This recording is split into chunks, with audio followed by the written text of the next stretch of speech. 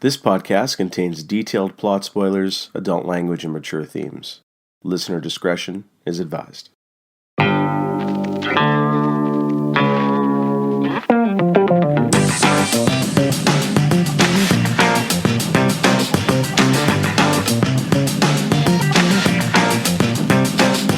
how are you guys doing? One more week down. In your life? That's how I live in my life now. I'm just counting down the weeks to what I don't know. But yeah, my body's starting to look like Mr. Zaz. Jeez. one more week. I don't know what, but one more down. But the implication there is that you're the one cutting yourself every time you get one more week. It's like, I got to find more space. Got to find. There's one here on the bottom of my foot. Well, it's either the bottom of my foot or I got to start cutting my face up, and that doesn't look good on Zoom calls for work. So, oh, you actually have Zoom calls for work? I thought you have like complete freedom to do whatever you want at any given time there, Geoff. No, I have a job to do, and I do have video calls. I do have a job. I still have a job. Still have a job. Yeah. All right. Well, how about we? It's not anarchy yet, man. It's not Mad Max yet. We'll get there. No, you mean it's not Road Warrior. It's just Mad Max.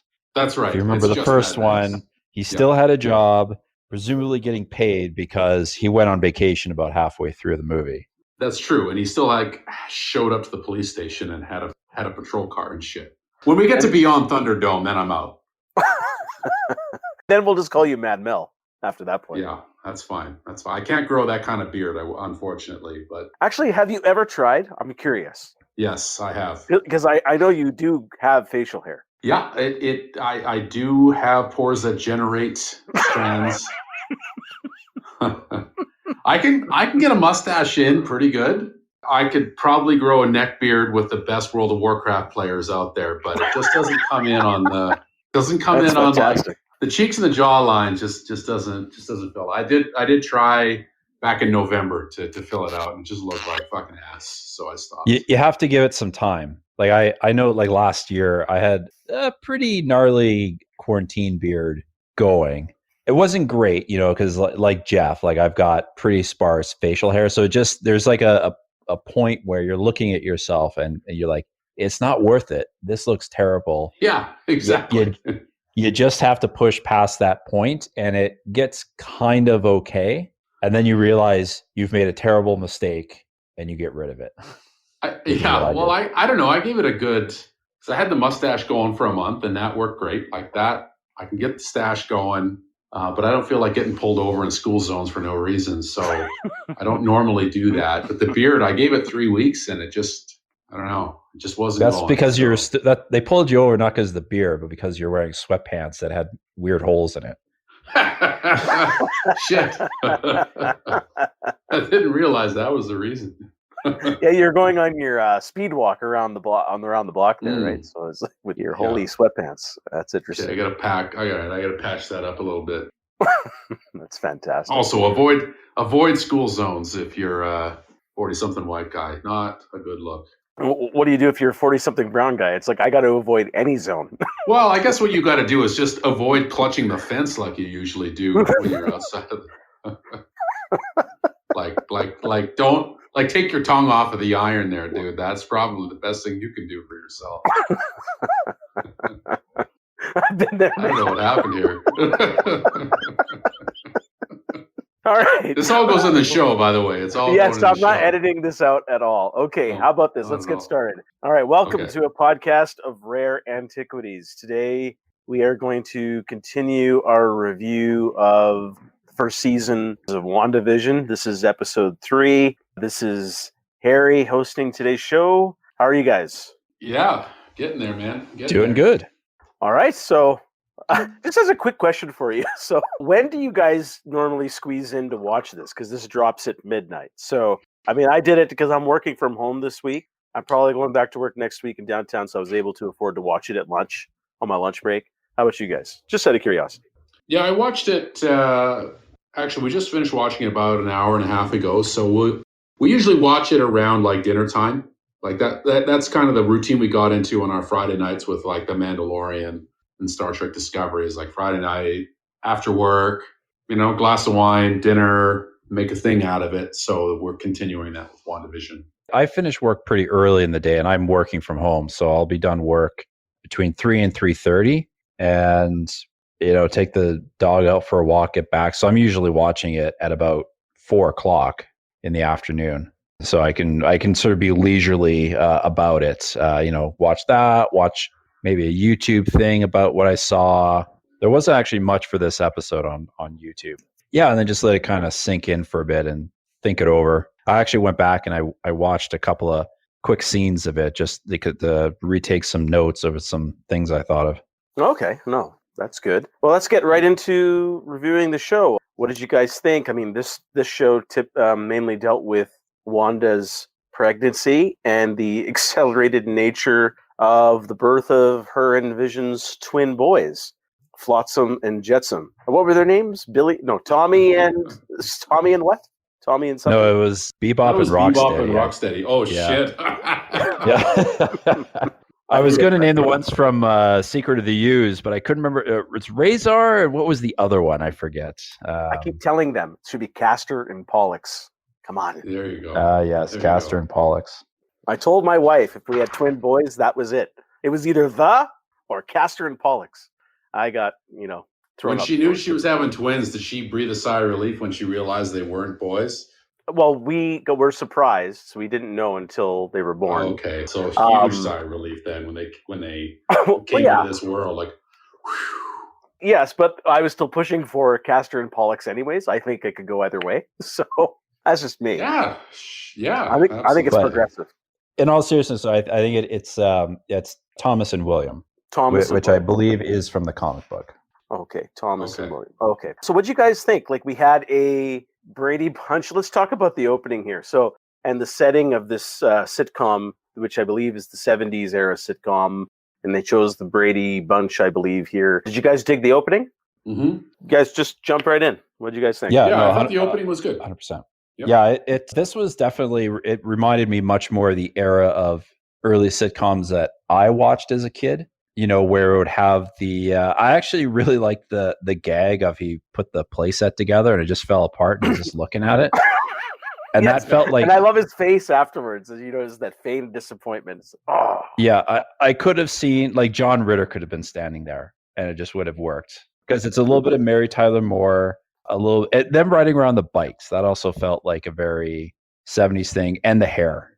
Mm-hmm. Oh, the hair was fantastic. Oh, hair was on point. I was growing that hair out. I just got a haircut yesterday, so because I'm probably going back to work. So I know I had that hair. I had that length of hair. It was working in the summer until I got a small trim, and the guy butchered it, and it was just never the same since. So I had to get rid of it.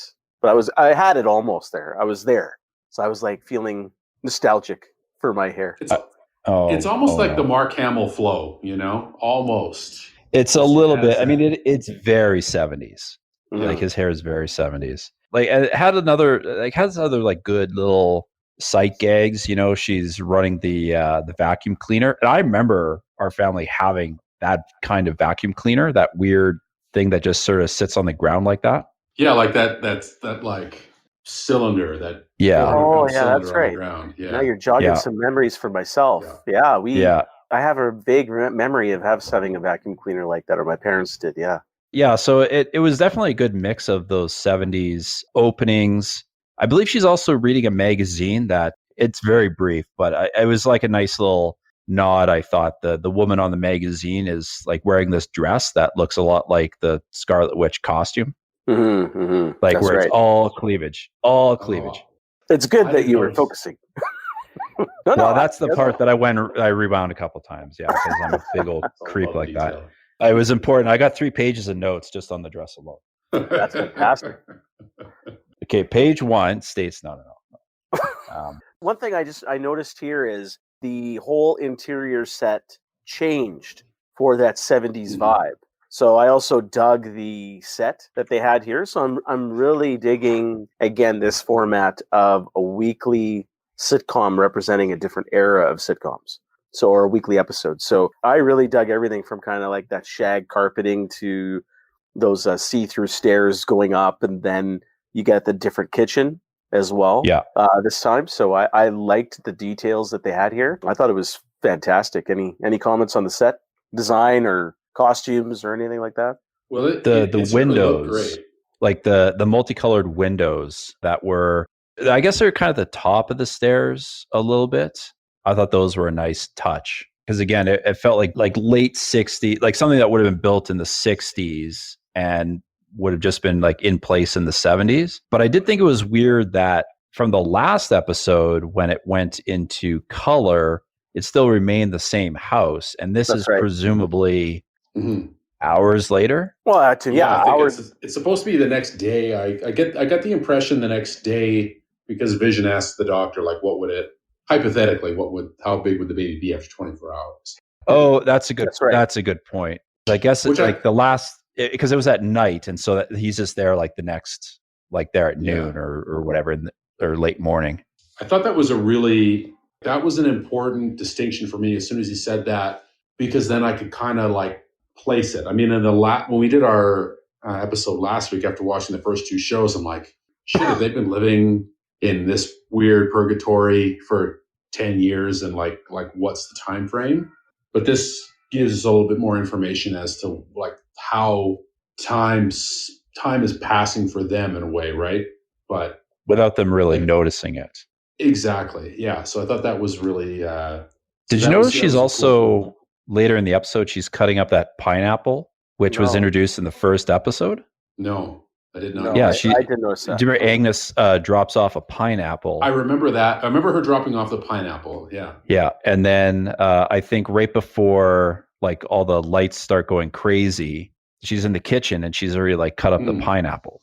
And I thought that was because again, like it's even in the last episode, I still felt it was effectively the next day because it's like, we just moved in. We got to meet the what's her face who kind of runs the social scene.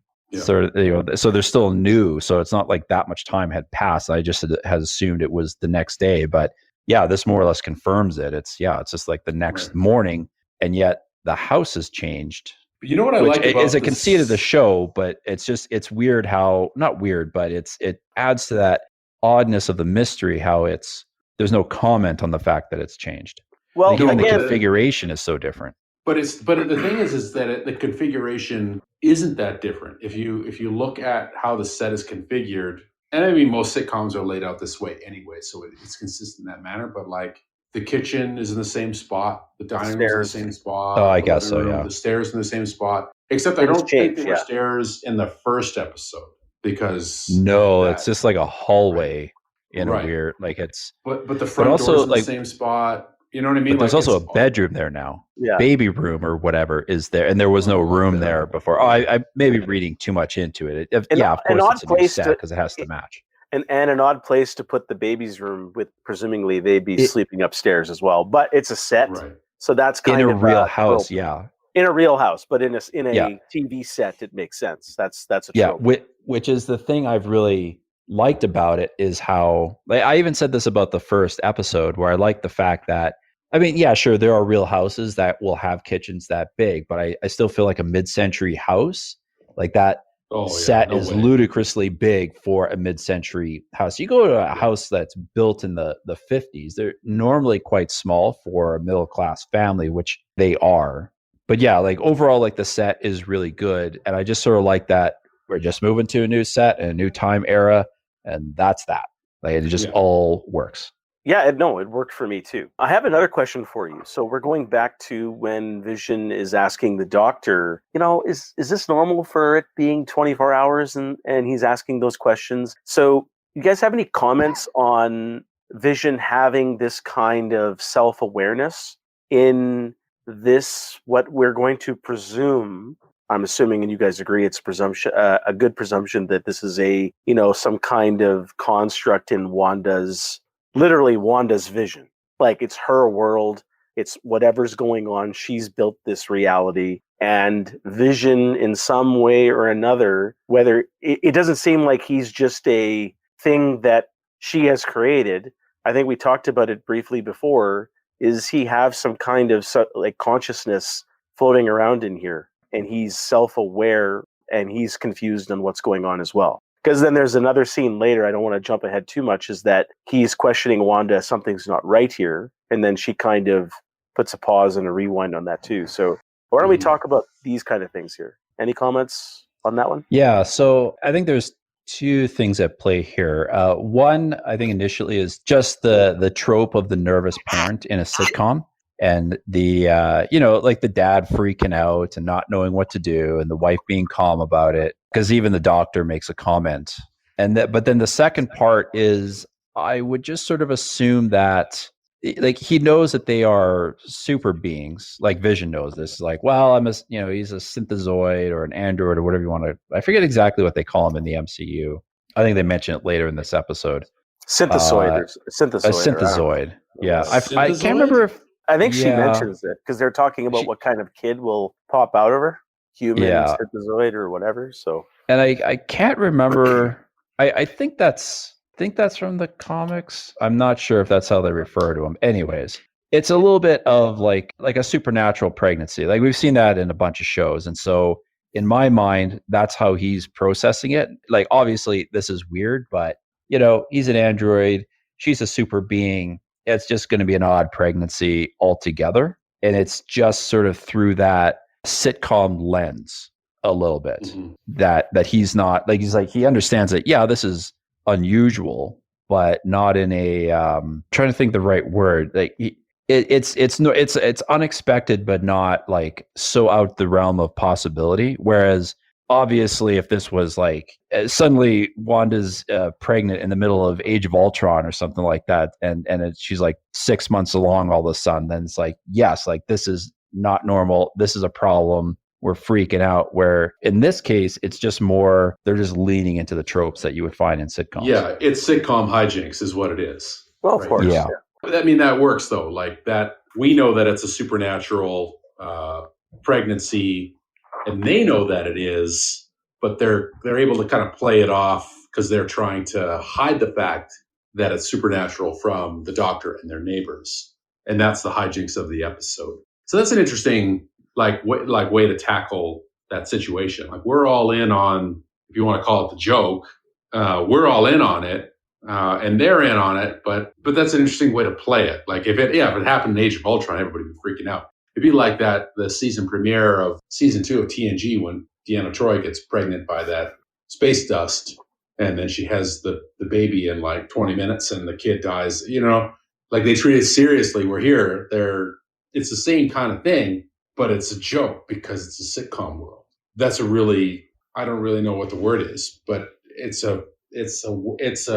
quite the way to treat this material. I guess that's the interest of the format of the show and why it is so compelling. So, but what about Vision himself? Because he is realizing something. He's asking some very obvious questions that he should be asking. Why is this happening so quickly and all of that stuff? And then he approaches Wanda later about this is not right. So, what do you think is happening? You guys still feel that this is Vision is alive in some facet? And he has to be, doesn't he? Yeah, I'm assuming so. Yes, he has to be there because if he's, I've actually been listening to some of our older episodes, and this issue has come up. If the whole thing is Wanda's construct, like that, every character, everything is Wanda's, which we know it's not because of the end of the episode, which we'll talk about. If the whole thing was Wanda's construct, then that means, and Vision is truly dead, then the Vision that we see in these episodes is just her construct of Vision. Mm-hmm. But it would never question what is going on. But she has control. But she has control here. She has control over this universe that Vision exists in. But we also see that Vision. So two things. One, we see Vision in scenes without Wanda. So if it was just a construct, we wouldn't see that. And I think and as Nathan said, he's asking questions. And it's like when he sees shit or says shit, and that's what happened in this episode, he starts to ask some questions, goes down a road, and she immediately rewinds that stuff. So there's also another element like it's not just asking those questions, but then also like we haven't gotten to. There's actually like a scene sort of in between, or a couple scenes between where we're at right now versus, I guess, sort of the reset, if you want to call it. Not giving anything away, like any specifics. I can tell you that having watched trailers and commercials, there are additional spots where it's very obvious that Vision is becoming aware that something is wrong. Without sort of, I guess, without Wanda acting on him. And I think more things are revealed to him. So I think like he is real in some capacity, right? Whether or not like she brought him out. Real in what? I mean, what capacity was he ever real? If you think of it that way, right? Because he's an AI. He was the AI merged with it was the Soul Stone. But he was also sentient. No, I think it was the Mind Stone. The Mind Stone. Okay, Mind so he Stone. was, but he wasn't sentient before he merged with the Mind Stone. No, because it was Jarvis they actually was an AI. Right, but they actually do explain this in Infinity War a little bit, where Bruce Banner is saying it's like you're a construct of Jarvis and Bruce Banner and Tony Stark and the Mind Stone and Jarvis all kind of mixing together to like form this new personality, right? So he's not just Jarvis, like they just threw him in a robot body, and Ultron. That was the other thing. And like, Ultron also had. That's right. They made it clear he wasn't just Jarvis. No, and that's true. I just found it interesting that because it's kind of it's hard to answer what's really going on still, which is a good thing because it's only episode 3. Because he seems like he's sentient and has awareness in separate to what everything else is going on here. And he's asking these questions, but at the same time, he's completely controlled and manipulated by Wanda. Yeah. So it's an interesting thing that's going to be revealed here. Again, I'll bring it up. I've already said it before. Like they've said that like this show and somehow the next Doctor Strange and Spider-Man 3, there's some kind of through line. So I think that the whole idea of like the multiverse may play into this at some point. So I mean, he honestly, it could be as simple and dumb as he's a Vision from a different universe or whatever. Like it honestly, it could be something like that. I hope not. I hope it's something more. I think that's a lame. I think that would be pretty lame if they did it like that. But I'm saying that like that's not outside the realm of possibility. The way the episode ends, I don't feel like that's where they're going with it. I guess we'll see what happens. But because that would be dumb. They need to be real careful with this multiverse stuff. Really careful. Well, hey, Chris Evans is in talks to come back, baby. You know, you never know. But they could just do a show in the past, like he lived his whole life. I do a million things there where it's not a multiverse situation. I loved how they handled the so-called multiverse in Spider-Man Far From Home, where they're like multiverse, and Mysterio's is like, just a trick. I love that. Because I'm not. It's not that I don't. Comic book wise, you can multiverse it up all you want. You don't want Tobey Maguire coming back doing that dance? Listen, I tell you what, I really dug Into the Spider-Verse. I really liked that movie. That was really good. It is really good, yeah. But I don't need too much of that. It's too easy to have outs for things when you're doing that kind of stuff. And that's true. Your Lord and Savior, Kevin Feige, disagrees with you, and you're going to get multiverse in your face whether you like it or not. Listen, hey, if they can make it work, I'm all for it. I agree. I only threw out the thing with only if Vision they bring Nick Cage in as Ghost Rider. That's only. Oh yeah, and Superman. Okay. And he plays both. Really crossing the streams there. Yeah, and he plays both. That's right. I'm on board. Drunk Superman. Drunk Cage Superman. Oh, that would work, actually. Where he's playing the host of those the history of swear words. Yeah. Fantastic. Fuck! Have you guys watched that? I watched the first 3 episodes. Yeah. It's great. Yeah. I watched the first 2 today, actually, yeah. I mean, I wouldn't call it a documentary, but it's definitely a fun watch. He's the perfect host for that too. 100%. Yeah. Fuck you. You're okay. Fuck you. Let's get fucked. Continue. Let's get fucked. Way ahead of you. So WandaVision. Okay, I think we talked about Vision. Okay, let's just move on. What you guys think of the bulk of this episode is her dealing with the pregnancy. I know we talked a little bit about this, but did you enjoy the antics and the hijinks? You already mentioned it felt at home from this era of sitcom, but did you guys enjoy the performances? Was it funny? I enjoyed myself. I thought I was having a really good time through the whole episode. So in terms of just the traditional sitcom vibe of it, what did you guys think? I actually didn't. Oh, interesting. Yeah, I did not. This was the first week. Well, okay, it's episode 3, week 2. I didn't enjoy. I felt like they didn't lean hard enough into the sitcom format this week. The hijinks was basically the stork, and she's trying to hide the stork. Yeah, hide the stork. Mm-hmm. So I didn't find a lot of laughs there. I didn't feel the format really shined in this episode. So this for me was the weakest of the 3 that we've seen so far. I didn't get into it. It felt for me, it felt a little disjointed, lacked a little bit of focus, and yeah, it didn't have the laughs that the first 2 episodes did for me. So I was a little disappointed, I guess, this week. I like this one better than the first episode. It wasn't as good as the second episode from last week, but I really enjoyed the performances here. And actually, it's a funny thing, I don't know, maybe I was just in the mood. I enjoyed the stork stuff, so I was getting a kick out of it. We'll talk about the lady, Geraldine or Geraldine. I'm not sure how to pronounce the name. Geraldine. Dean or D? Dean. Geraldine. Yeah, Geraldine. So yeah, we'll talk about her in a second. But I dug that. But then it was interesting moving on how they were just letting everyone in on that, Vision's fast because he's trying to grab the doctor. They're not hiding anything anymore. And we also get a little bit of the neighbors. So you see, what is her name again? The neighbor? The Agnes? nosy neighbor? Agnes, that's right. And she's questioning Wanda about Geraldine and the other guy because they're having that conversation and Vision's wondering what's going on. But so it's obviously that they are controlled. They seem to be like they're part of Wanda's creation or whatever world or reality. It feels like they're in on something, though. No, they're in on Geraldine, and so it feels like that they're there for Wanda. Right, because Geraldine's from the outside, so they're right. But because she's from the outside, they're like, what the fuck is this person like? Because they're part of the construct, I think, right? That's right. I had a totally different read. So okay, go ahead.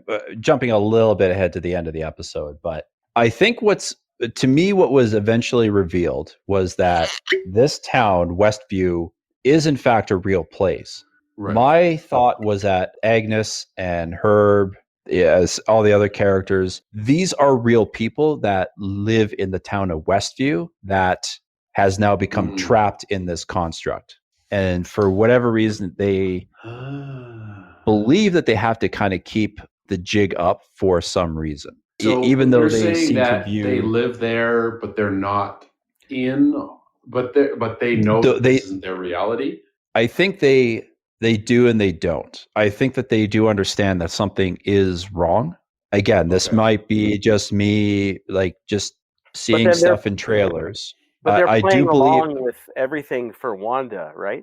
I think yes, but I'm not quite certain if they are playing along or if they are sort of wrapped up in the currents of Wanda's. Again, I'm not even 100% convinced that it's completely Wanda making this happen. I still think that there's like a third party that we haven't met yet that is has kind of created this and is also using her and her power to sort of do this manipulation, but she kind of doesn't want it to end. That's just my initial theory. And that is not at all based on any of the trailers I've watched because they don't reveal shit about what's actually happening. But I do think that, before all this happened, the town of Westview was just a regular Midwestern town. And then this shit went down and all these people are actual, real people that lived in this town. Maybe. It's quite possible. At the very least, I'd bet dollars to donuts that at the very least, Agnes is a real person. And that is strictly based on a trailer that I saw. And it's just like one thing that she kind of said. Well, she seems in when she seems in on something when we see her in this episode. Mm-hmm. She does. It does feel that way. Yeah. It does feel that way. And the neighbor, because they're talking to each other about it. Right. Yeah. We haven't Before we get have we seen him before? Yeah, we have. He was in the library. He's the one who gave Vision the gum in the library the last episode. Okay.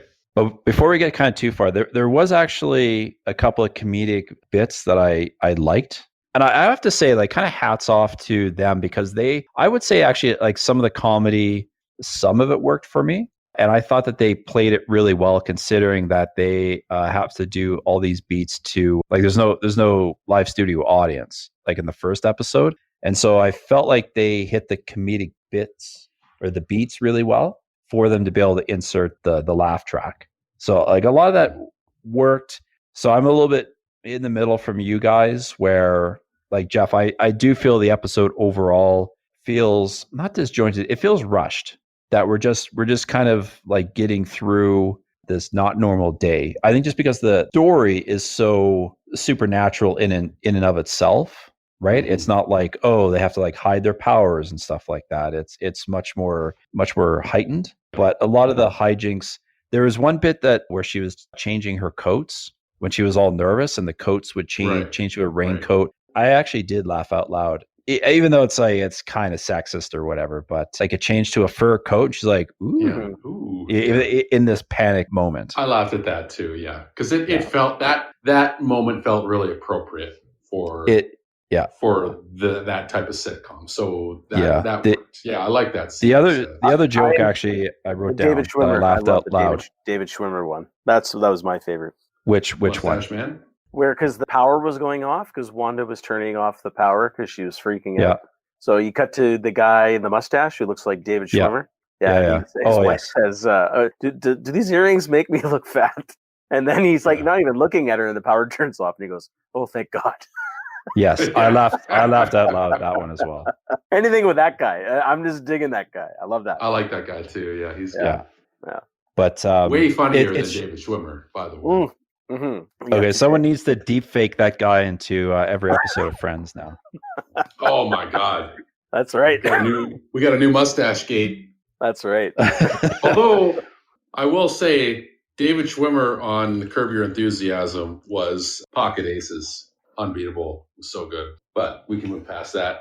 Yeah, but it was shortly after this where we get the reset, where Vision is saying, "Wait, something's wrong." He's like, the dinner with Mr. Hart. Mm-hmm. There was something else, and that where like he gets very serious, and then it has like that weird like blip, and the scene resets itself. That's right. But again, like I feel like that was something that Wanda did, that she didn't want the a little bit like with the Beehive Man. She just sort of reset the scene, and it was weird because when I was watching it, I was like, "Oh, the fucking Disney Plus like glitched out." Then I realized what was going on. Yeah, like it took like a solid beat just because of like visually how it happened. That's right. Yeah, I agree. Very. Yeah, it's brave of them to do stuff like that, because I still think there are people out there who are getting up to bang the side of their television sets when shit like that happens. Like it's for the mass market, this type of stuff, and I applaud their bravery for fucking with the regular mass viewer. The average viewer, though, in the States, it would take them probably 10 minutes to go get up and bang the side. They need like a pole. They need like a pole to just pull themselves up off the couch. Fuck them hard in the face. Okay, guys, it isn't Wall-E. Like we're not there yet. The U.S. almost is, but that's all good. Sometimes think about like, 'cause I know my mom asked, "Should I watch this show?" And I'm like, I wouldn't even know where to begin to even explain. Like, if she had a single question, like, how would I even tell her what the fuck? Like, I don't even know what's going on. And I know she's watched. She's seen all the movies, though, right? I have to assume. So that's a good question. Like, no, you're correct in assuming that. But I remember watching an episode of Mandalorian with our mom, and I had to explain to her who the fuck Boba Fett was when he showed up. And she has seen the Star Wars movies many times. She's seen Star Wars 300 million times. Yeah, and I still had to explain who Boba Fett was. Yeah, but here's the difference, guys. Is she watching Star Wars a million times because of you guys? No, and you're she there, loves or Star she was Wars. watching? Okay, She really likes She Star Wars. loves Star Wars. She called me up a few months ago and she's like, can I borrow? Do you have Star Wars on Blu-ray? Can I borrow it? I had to take it over to her, and then like a couple months later, I was there and I saw him sitting on the desk or whatever, and I picked it up to take it back home with me. She's like, whoa, whoa, whoa. I'm like I want to keep watching that. She loves Star Wars and Star Trek too. Just straight up, like she's all over that stuff. She uses my Disney Plus account, and I can tell when she's watched the Star Wars movies again because it's like recently watched, and it's like it's one of the original trilogies, and it's like a different one. Well, that's fantastic. My mom and my dad watched Star Wars with me, but it was more for the kids. You know, we get through it because of you guys. We watched it because of her. I'm pretty sure. You know, you guys mentioned like the average audience, would have to hit the television because they don't understand like the blip that just happened. Like I honestly do think about people who are just casual fans, and they're like, oh, I thought this was a Marvel thing. Who the fuck are these people? Because these characters don't get a ton of play in the movies. Right. I mean, they've only even been in a handful of movies. So like the idea that, oh, I'm going to watch this.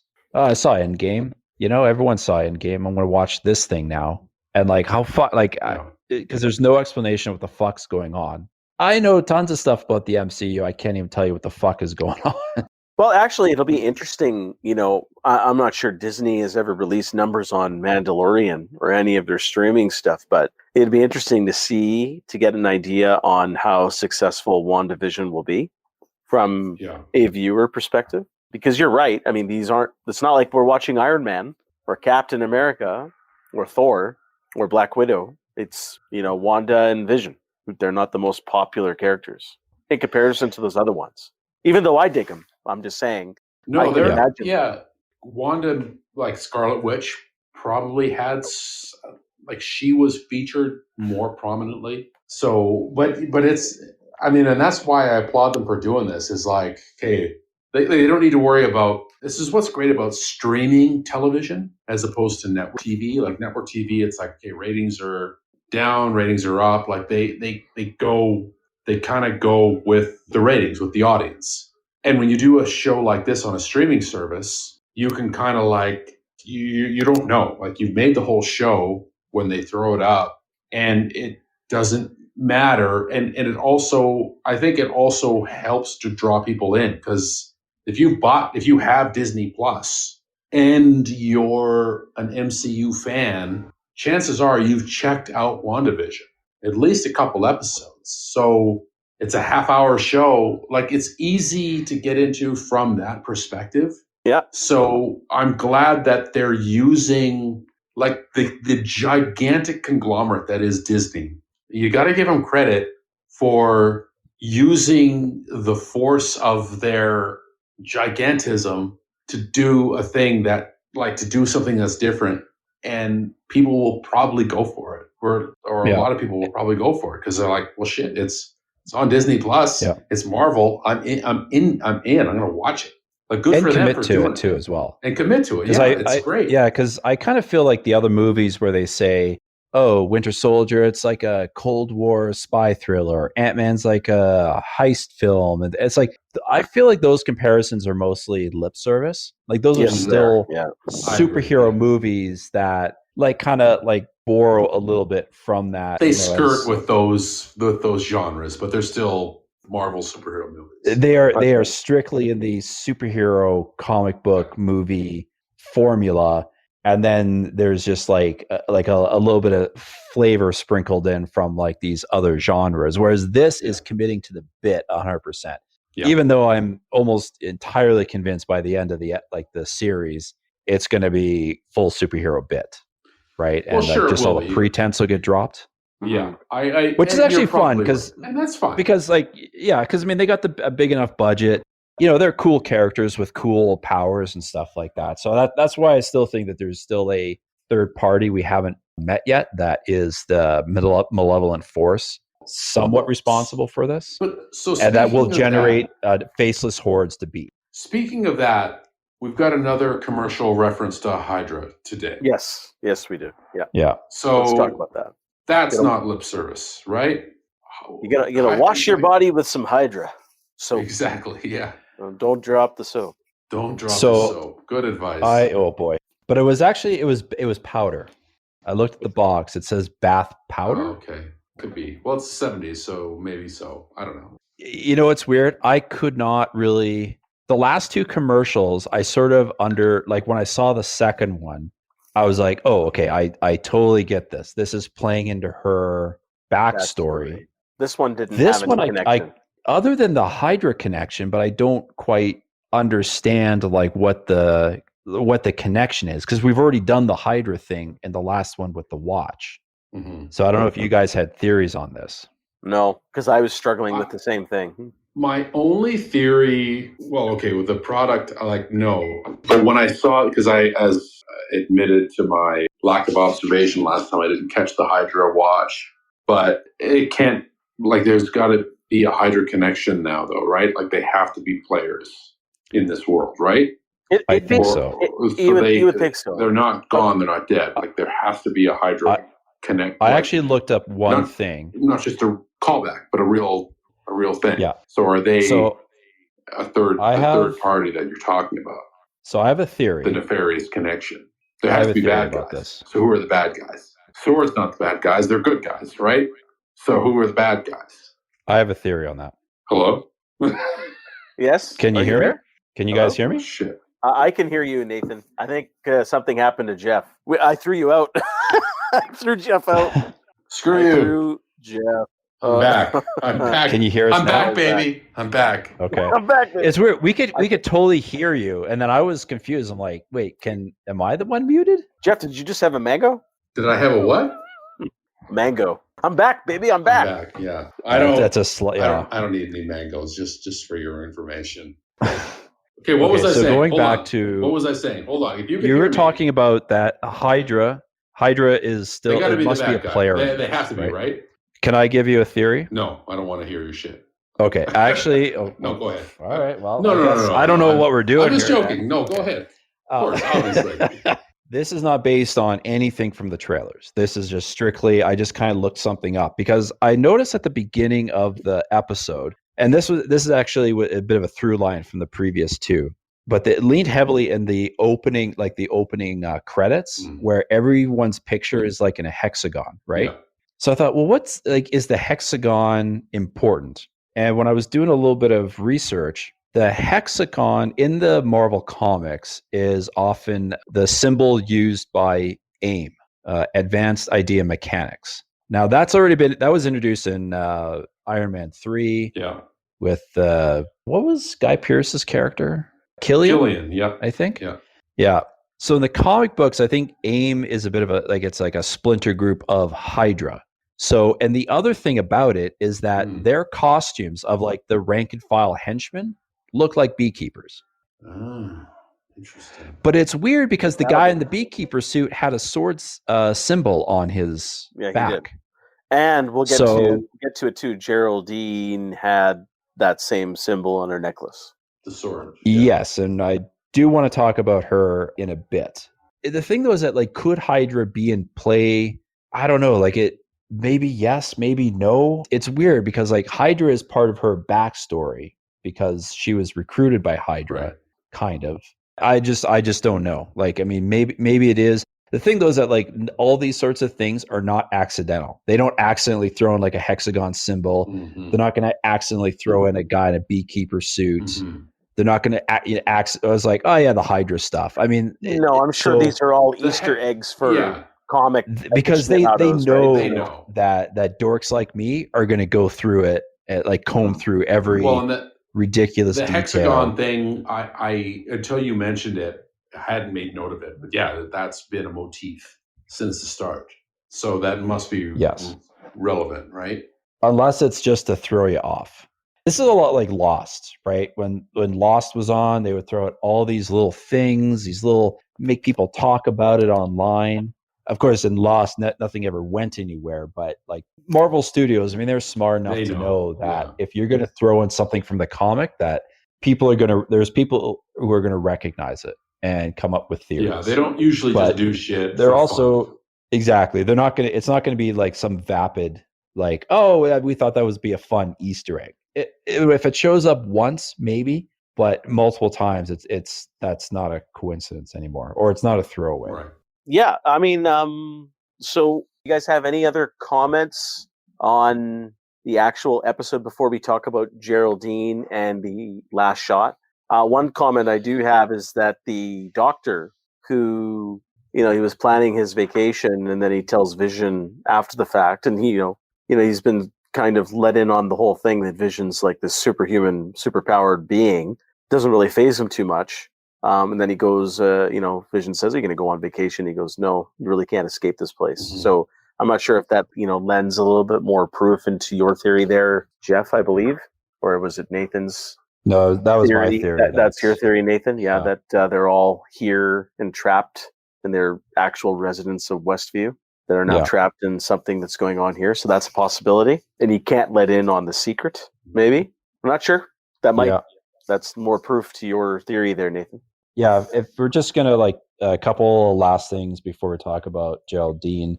One was, I actually thought that the babies, I don't know, I don't have kids, but are babies' skins that red after they're born? Oh, yeah. Because they seemed unusually, like, not like crimson red, but redder than what I would say is normal. They're red. They're? Okay, well, fuck.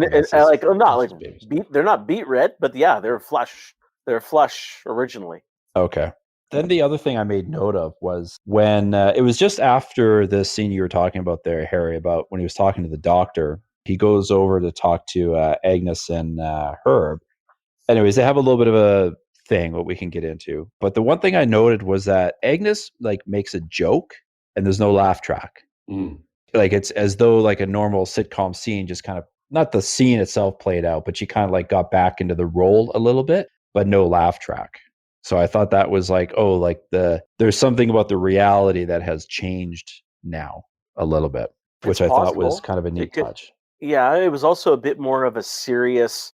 I don't know if my memory is playing correctly. The music changed to a bit more of a serious tone when Vision was talking to them about what's going on about Geraldine, and she's talking about Geraldine. So I think you wouldn't be able to insert a laugh track appropriately at that point too. So I think they were kind of taking that scene a bit more seriously for the mystery of the show. Yes. So that's probably the reason why there wasn't a laugh track. And the other thing that I feel, this is another note I wrote down, and I think it lends to my theory that all these people are real. When they're talking about baby names, Vision wants to name the baby William. It's like, oh, just like William Shakespeare. And he reads a quote and he says, "All the world's a stage and its people are its players," or something to that effect. Mm-hmm. Interesting. Ha! No, very good. Counterpoint, anyone? No, it's a fair point. It's a good catch. Also, the magazine she reads is called Glamorous, and a glamour is an illusion, boys. Although I didn't come up with that one. I read that somewhere. Geoff, any thoughts before we get to Geraldine and the last scene there? Okay, maybe it's nothing. But his neighbor is trimming the hedges, and then he's sawn through the cinder block. Oh, yeah. What was that? What was that all about?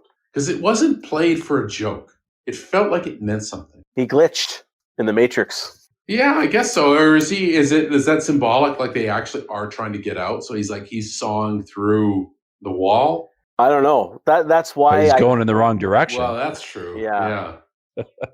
The only thing here is that's where you can kind of, I don't know if they're just kind of doing that to throw people off, because if Nathan is right and these people are real people, part of that town trapped here, why would he be doing that? It just seems like he was just glitching, because things were glitching because Wanda was making the power go off, the water turn on, the pipes burst. But he didn't seem like he was glitching though, because Vision points it out and he's just like, oh yeah, and then he keeps going.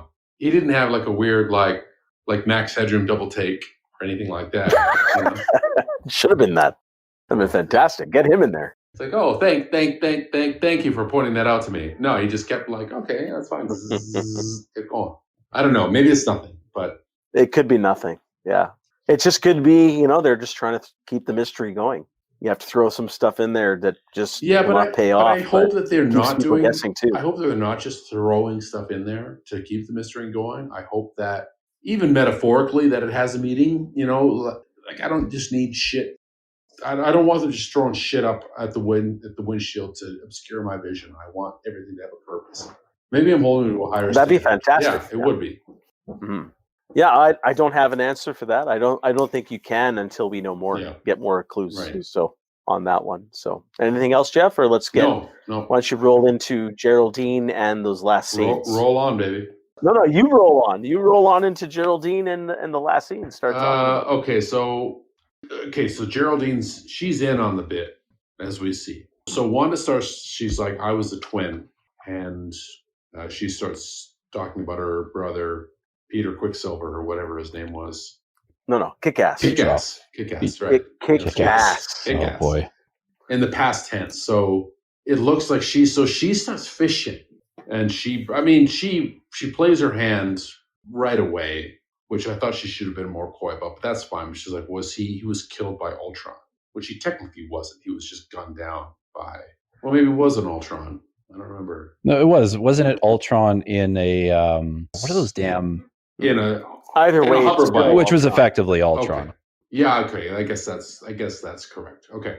So she's fishing now. So she's trying to get through to Wanda, right? She's hip to the game. She's trying to get through, and Wanda doesn't dig that because she sees the sword emblem, and so it's hard to know what level of consciousness Wanda's at right now. Is she completely aware? And I don't think that she is, but she doesn't want any interlopers in here, and she's unconsciously aware of that. So she sees this. She hears the Ultron thing. What's her name's trying to back out of that. Like, I was just saying you're whatever.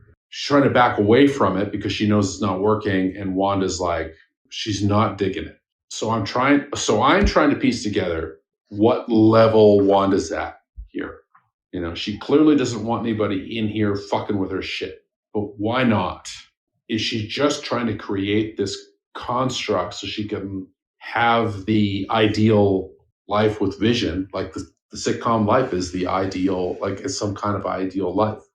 I guess they watched a lot of reruns in Sokovia.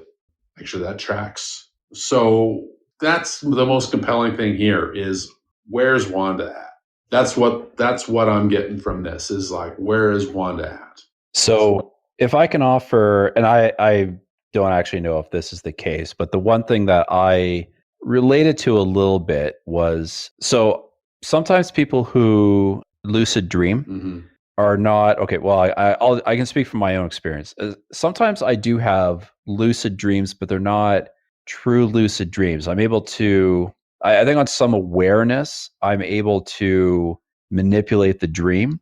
But as soon as I admit that I am dreaming, then I immediately wake up. And this is actually a very common occurrence in my dreams in the last few years. So that was my read on Wanda, where she's invested in this world, but and on some deep level, she knows it's not real. But on like a more conscious surface level, she's buying into the construct. I guess it's a little bit like how like the Matrix was kind of described, where some people like they accepted that they sort of accept the world around them, but like deep down they know it's not real, and then that's why some of them learn to be able to manipulate the world because they're like, well, it's not quite real, and that's what keeps them from just like straight like waking up in the pod a little bit. So that's my interpretation of it. It's interesting you brought this up. Now, I don't think they're going this way, but I think it would be hilarious. Are you guys aware of the Bob Newhart show? I've never watched it, but are you aware of it? Yep. I know where you're going. I think I know where you're going with this, but yeah. You know where you're going? Okay, so obviously, because the whole show was fake. Right. He dreamed the whole entire series. He wakes up at the end and says, "Oh, geez." Well, it was his character from his last sitcom that dreamt this sitcom. Oh, that's right, or something along those lines. So, it'd be interesting if they go down that route because this whole theme has been about sitcoms, the format. So that'd be interesting. At the end, she just wakes up. So, Yeah. The most incredible dream. But we do see the real world. And Bob Newhart sleeping beside her. That'd be hilarious. That would be actually that would be hysterical if they did that. The next episode, she wakes up and Bob Newhart's there. Like, what? That'd be great. That'd be a stroke. That'd be a stroke of absolute genius if they did that in one of the episodes. They should just have the cheesy, not bad writing, dream within a dream, as we've talked about, and then Bob Newhart's there too. So maybe he'll come in a future episode. You never know if he's still alive. But it'll be Bob Newhart's character from, I don't remember the name of the sitcom, but he was like a comic book writer, and it's that character. But he is still alive, but he looks like a mummy. Like he should be fighting Brendan Fraser in the next episode of the. They're pronounced mummies. Mummies. No, they'll put him through that the magic de-ager that Marvel does, and he'll look. I mean, they'll de-age him 30 years. Yeah, he'll still look. He'll look 86 again. It'll be great. Yeah. That's great. Oh man, that'd be great. I'm going to be so disappointed if that doesn't happen now, and it's not going to happen. Fuck, we just ruined the rest of the series. Anyway, but what if it's Bob Newhart and he plays like some classic Marvel villain, and she has to fight Bob Newhart? Yeah, he has to play like MODOK or something like that, or Mad TV. MODOK. Mad TV. Yeah. There you go. Anyways, sorry, Nathan. I probably sidetracked the conversation. So what were you? I said my bit just sort of is where I think Wanda's head's at. But I did think, Geoff, it was interesting that you thought that Geraldine was trying to reach her. My impression was that she slipped when she mentioned the brother, and then she's like, "Oh, he was killed by Ultron." Like at that point, I was like, "Wait, is she not under any sort of control?" Because there was another point where, like, so when she comes into the house for the first time, she's very typically sassy black lady from the 70s type of mannerisms. But when she was scared, it seemed like that dropped immediately. And like the way she talked was suddenly different. And then later when she's talking about the brother, she changed again. It was the same thing with Agnes as well. And maybe the other guy. Agnes wasn't flamboyant or over dramatic. She was serious, modern person. Yes. Which is, again, I'll bring up, I've seen Agnes in a scene that would indicate that she is real. I don't know when I think that's going to be several, just based on how people were dressed, I think that's going to be several episodes away. But I thought that, I couldn't really tell if Geraldine, like if she was unaffected. She's like, he was killed by Ultron. Like, that's not a slip. No, it's a slip. No. The reason I say it's a slip is because she's aware of what's going on, and she's not being controlled to act like she's in this sitcom world. She's putting on a show for the sake of getting close to Wanda. But then when she mentioned the brother, she just like brought it up by accident. But I didn't really think she was trying to reach her necessarily. But the reason she brings it up, again, she slipped. It just kind of slipped out. I agree with Geoff, but from a this is just a Hollywood production. The way they write it, and maybe their intention is still it could be a slip, even though technically you would say look at her. Any reasonable person would not say that. Look at her face when she says it. She's trying to reach her. I'm not sure you can. I don't know. I'm one of those people that fails those facial expression tests. So. But I think they give them to sociopaths. That was not my read on it. She's there, but she's in there for a reason. She's not slipping when she says that, clearly, because if she's in there for a reason, she knows she's got to play the part. So I agree, she's in there for a reason. Like it's established. To utter the word Ultron means that she's aware of what she's saying. Like she must be trying to reach her.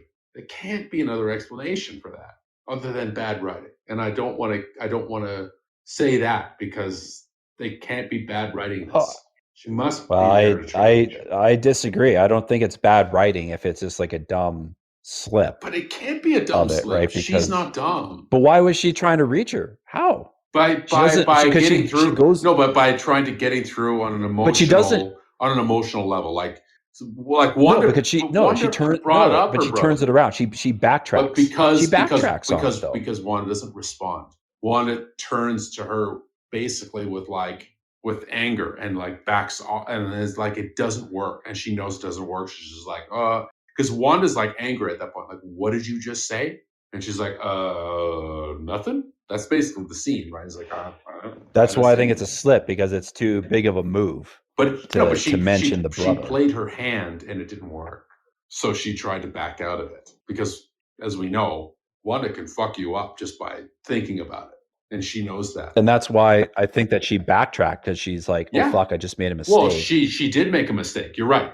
That's why she backtracked. She knew she made a mistake, but she did it deliberately. Like, she tried. It was a mistake to try, but I think she did it on purpose. But the expression on her face before that didn't seem to indicate it. She just seemed to like understand something. I don't think we're gonna. Okay. I don't think we won't resolve this until the next episode. All right. I mean, she's there for Wanda.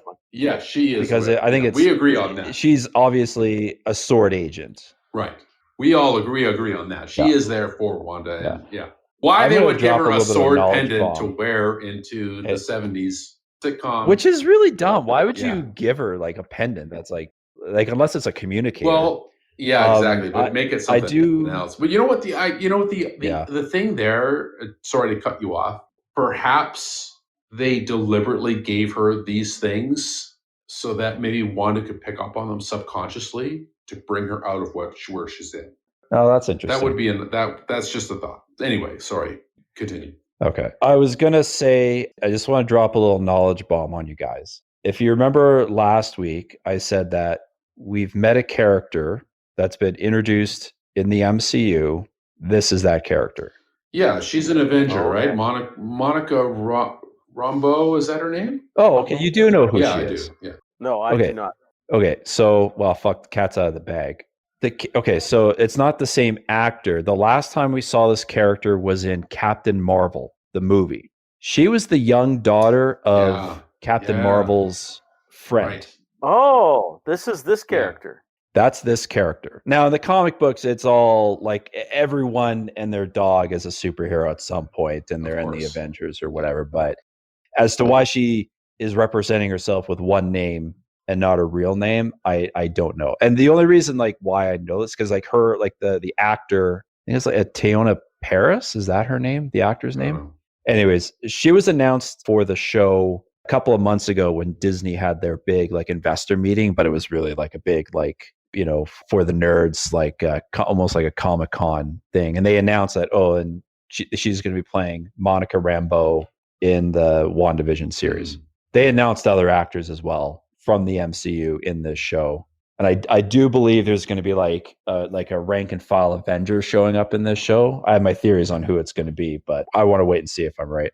Write it on a piece of paper and send it to us so we know you're not lying when you say, I knew it all along. Well, we have it on record here, so.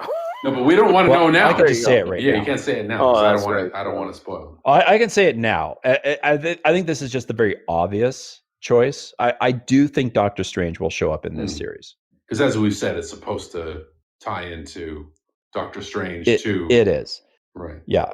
So, I mean, but there's other possibilities. Maybe Spider-Man shows up. Maybe Captain Marvel even shows up. That'd be pretty dope. But maybe all of them. Yeah. Who knows? Why not? Yeah, fuck it. Throw them all in. Just get some Thor in Iron there. Man's daughter. We'll get throw She-Hulk in there. Yeah. Fucking Daredevil shows up. The lawyer from Daredevil shows up. Why not? Happy Hogan. Fucking one big crossover. Why not? Yeah. Do it. As long as 60 Spider-Mans in there somewhere. Shit. That's what I need. Spider-Man 2099. No, Japanese Spider-Man, man. Oh, no. Shows up in Leopardon. Yes. Guys, there is only one Spider-Man, and it's from the 1960s. That is it. Didn't we already say that? The ultimate Spider. Yeah, but that's all I need. Yeah, he was kind of a pussy, though. He was awesome, and you have no other comment on it. Thank you. I guess you got to. Anybody could swim upwards in a waterfall. Respect, but if you can swing across the entire ocean, yeah, exactly. Complete respect. I just hope he has LSD to share with the rest of us. But wait, are you saying you think he would show up like in his comic book form? What else? Like he would just appear as animated, an animated character. Course. Yes, please. Yes. Okay. Yeah, why not? Let's do it. That would have been fun if they would have done that, an animated episode of WandaVision and Spider-Man showed up. That would have been great. That would have been dope as long as they have. That would have been great. That'd be great.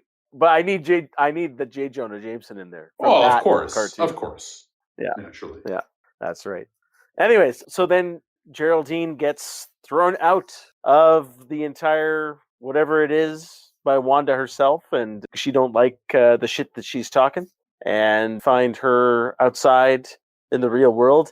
Funny thing is I'm sure you guys noticed that all the aspect ratio changed from the 4:3 to the classic the 16:9. 16:9. Yeah, that's right. And that is the here and now, modern times, and she's there with probably the sword people and the military and that organization, and that's where the episode ends. So you see all the shimmer of that, what's going on around that town. So something's going on in the town, so I guess that's where your theory of these are the residents of that town are trapped in there. So I can see that. Because that sign, Westview. It also, the sign says "Home is where you make it," which is probably just more like a nod to it. But did you also know, like, did you see like what the portal kind of looked like? Portal, like where she came, or I guess like the barrier that she. The barrier was just a shimmer, isn't it? Kind of like what the end credits looks like. It looks kind of like distortion on an old TV a little bit. Oh, okay. That's what I thought. Maybe. Also, did you guys pick up the song at the end? No. I don't know if it's like the Monkees or the Bee Gees or something like that, but I had to look it up. I think it's probably in the credits, but the name of the song is Daydream Believer. Oh, interesting. I mean, I knew... Again, it's probably just like a dumb Easter egg that maybe doesn't... I mean, I heard that all of the music they selected, like even like the theme songs and stuff, like it's all meticulously chosen, right? Like the theme songs, it's all very deliberate. But no, I didn't notice because I'm an idiot. Well, it's also like probably not that. I don't think that song gets a lot of play. Probably not. Like 40 to 50 years later. So no. Okay, sorry, Harry. You were. No.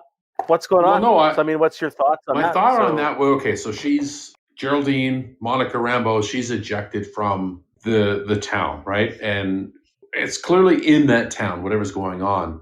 But it felt like to me like this is a containment unit, right? So I thought like Scarlet Witch she's doing a thing, and they're trying to hold it together. Like they're trying to prevent her from imposing her shit on the fucking universe. Like they're trying to keep her contained because this is bad. Because if they don't, then 70s sitcom reality becomes reality. Like they're trying to keep her from doing that. That's what I got from this. I can understand that, but then what about the messages from the first 2 episodes? Like, who's doing this to you? I mean, it could still play in the way you're saying. So that's why I think it's a combination of both, right? Where it's something has happened here. Like my theory is that something happened. She tried to fix it and then got stuck somehow in this warped reality and decided, I'm not leaving this place. A little bit like Star Trek Generations, right? Where it's like the Nexus. The Nexus, right? Where it's like, oh, that's a bad thing, but then once you're kind of trapped in it, it's like, why would I leave this, right? Yeah. It is interesting though, Geoff. You said like it was almost like a containment. I do know that there's been allusions to a storyline called House of M, in which Scarlet Witch rewrites reality. I've never read it, but just the synopsis, I think that because she's like, in the comic book, she's a mutant, so this is all like X-Men stuff. But I think that there are mutants trying, maybe it's even Professor X trying to keep her contained from basically destroying reality. Well, because I think that's an aspect of the comic book. So I wonder if they're boring. Like you see those things set up, right? Yeah, that's not the bad guy setting that up. You're right. They've set that up to. I mean, the Scarlet Witch put whatever those emitters are up. But was it a containment? I honestly thought it was just like, well, it's just a fence with lights. No. But I guess it's Fence not. with lights Like is it's not. It looked like a force field. A force field, Yeah, exactly. So that's a containment unit I of guess. some kind. But the interesting thing here is, if you're saying they're trying to keep her contained, she was able to throw Geraldine out. Yes. Without any issue. Yeah, but that doesn't mean. Well, yeah, that's true. But it's obviously if they're okay. So either they're a containment unit, which is what I thought, or they're projecting some kind of. Those things are creating like a nexus, if you will, to coin a phrase, where alternate realities can intersect.